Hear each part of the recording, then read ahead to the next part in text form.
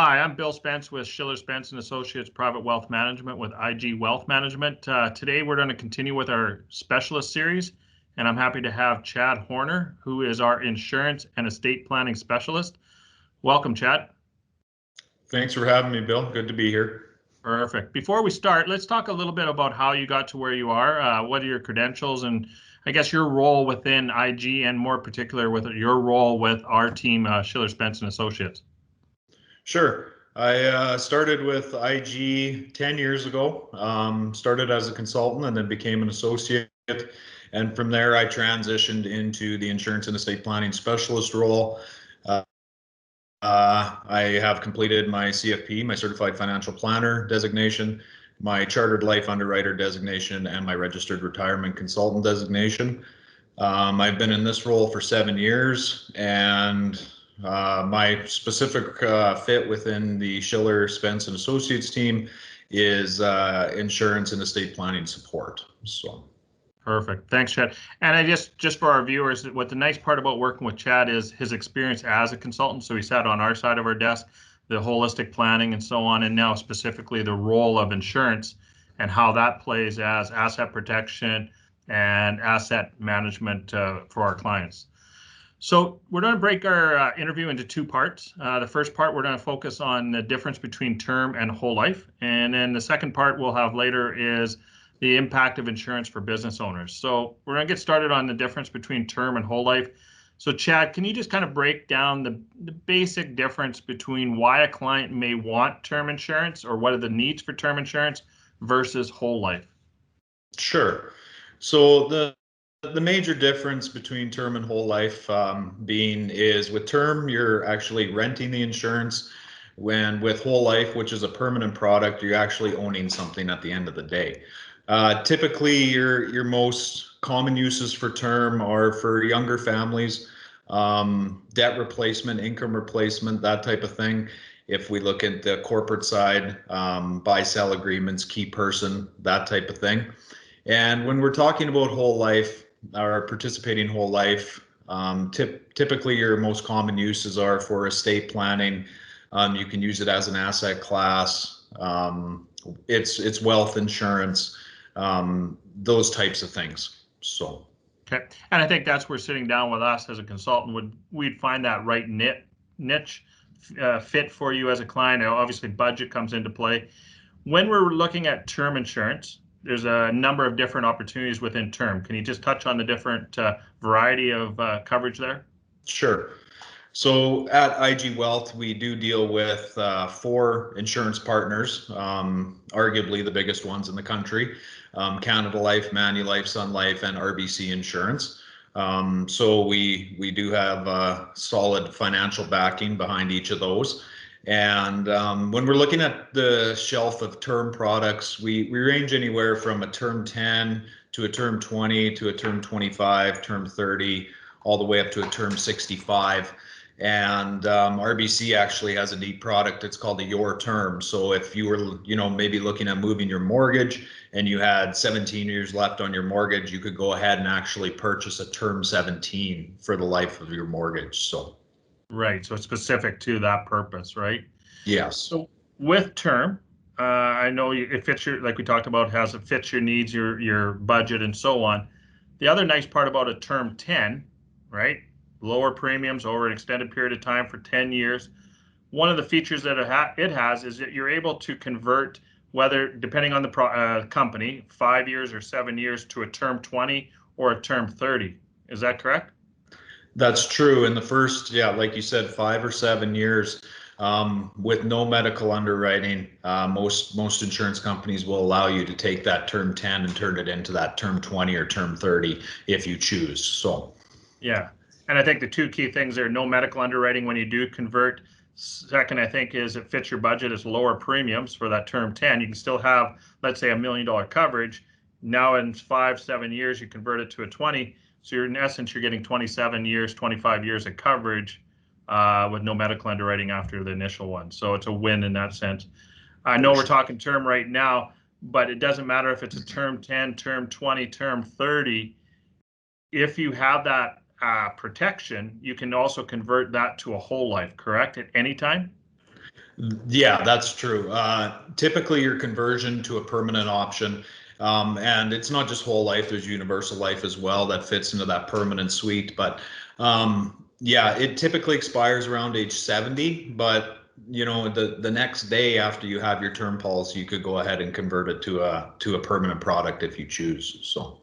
Why would a client, or why would somebody, let's say myself, why, if I have a term 20, what would the benefits for me to convert from a term 20? Let's say I'm in my 15th year of my term. I got 5 more years, a level premium. I got protection. Why would I change my term insurance to a whole life?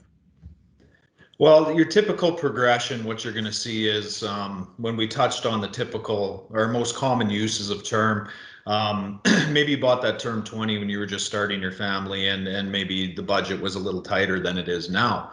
So you had that term in place just in case. And now we're going to maybe look at converting that over to a whole life for when something happens, because we know at the end of the day, nobody gets out alive, right? So that would be the biggest difference. And once you switch to that permanent product, you're not going to see those rates increase. Right. We would convert probably to a level cost, and as long as you pay that premium the rest of the way through, you're going to have a benefit at the end of it.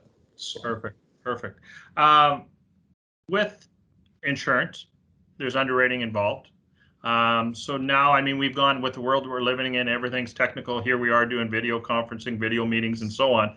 So we've been able to adapt, and underwriting and applications are done more, if not all, by virtual. What does a client expect through the underwriting process if they're applying for a term insurance?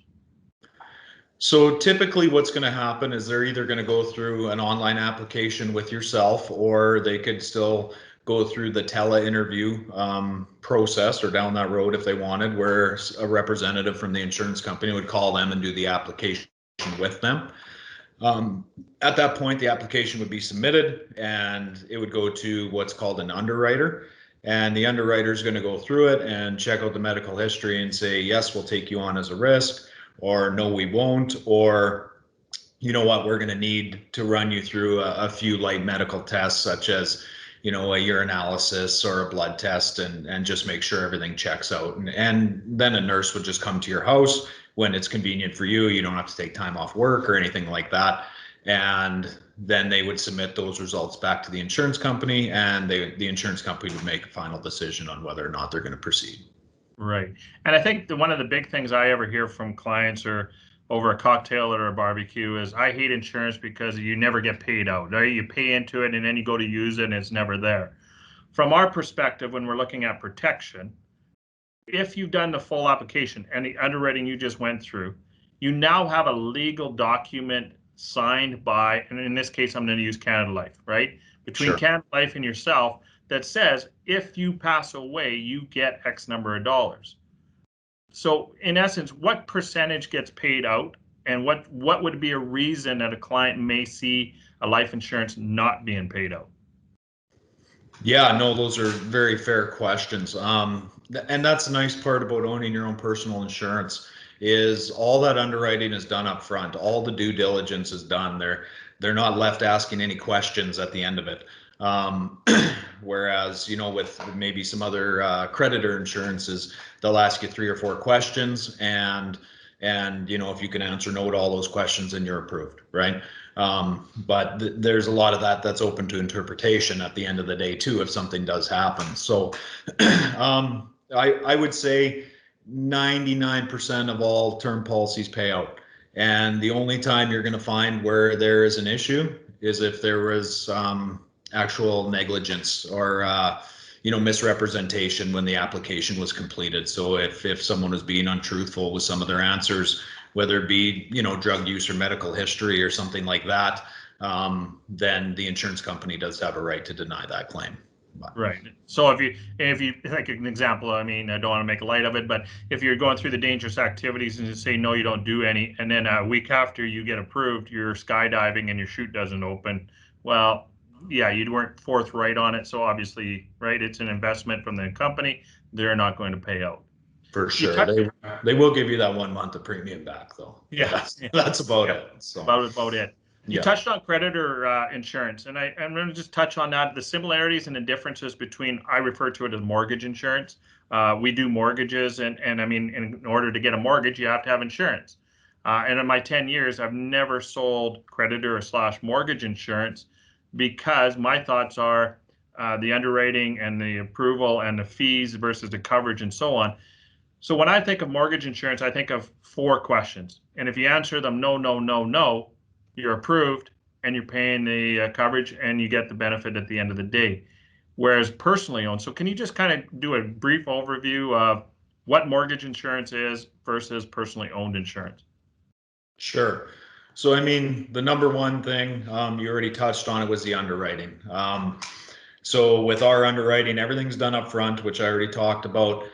With creditor insurance, like you said, there might be 3, 4, or 5 questions, and you know, maybe you're 26 years old and you're in the bank getting your first mortgage, and one of the questions is, have you ever been checked for high blood pressure? Well, you know, I mean, you're 26 years old, odds are you're going to say no. Right. It's typically not a concern when you're 26, but if you've got a blood pressure cuff on at any point in time, you have been checked, right? So there is some gray areas there that, and I mean, we've all heard the horror stories on, you know, the on TV and stuff like that about claims getting denied for little things like that. The second thing would be ownership. So once you get approved at the bank, you've just been approved to pay premium, because at the end of the day, the financial institution owns that policy. You're just going to pay the premiums for it. They're the beneficiary and you get to pay. Whereas with your own personal insurance, let's say your mortgage comes up for renewal at the bank and you want to go ahead and move it. You want to move your mortgage over to Bill over at IG. Well, that's great, and I'm going to bring my coverage with me. Whereas with a creditor insurance, that's not possible. You'd have to requalify once you got there, and that's not always possible either. So, Right. So, I mean, one, the underwriting done on personally owned is done at the beginning. You have that legal contract. In creditor proofing, it's more done at the end when you die. And I mean, that could be 10, 15 years down the road. I know my health isn't as good as it was 15 years ago. I blame it working with Ilkin, but I mean, that's the case. I mean, naturally, people's health gets worse. And right. so who knows, right? Who knows what their health is going to be like 15 years from now?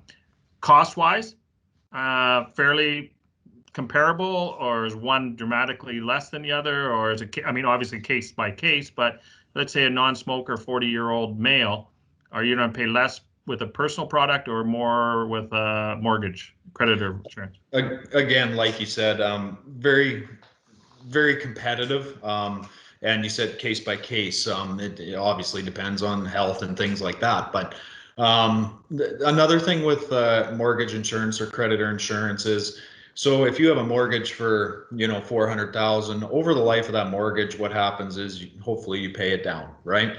And as you're paying it down, that premium stays the same, right? Right. So it doesn't make a lot of sense to pay for a declining balance.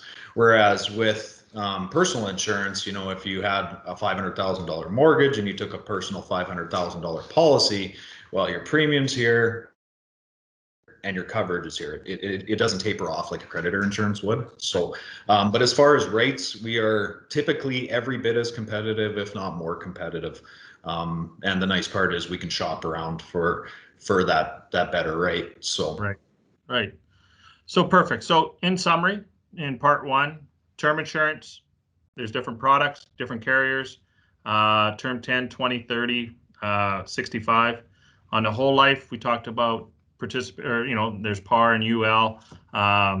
When would the best part be to use? And it comes down to that discussion. I think for everybody, it's to sit down with their planner and say, okay, what is the best fit for my debts, for asset, estate planning, and so on. So, and then the conversation about mortgages and what kind of insurance is best fit for that and coverage and so on. So thanks, Chad. Very informative. And stay tuned for part two, where we talk with insurance regarding business owners. So thanks for joining.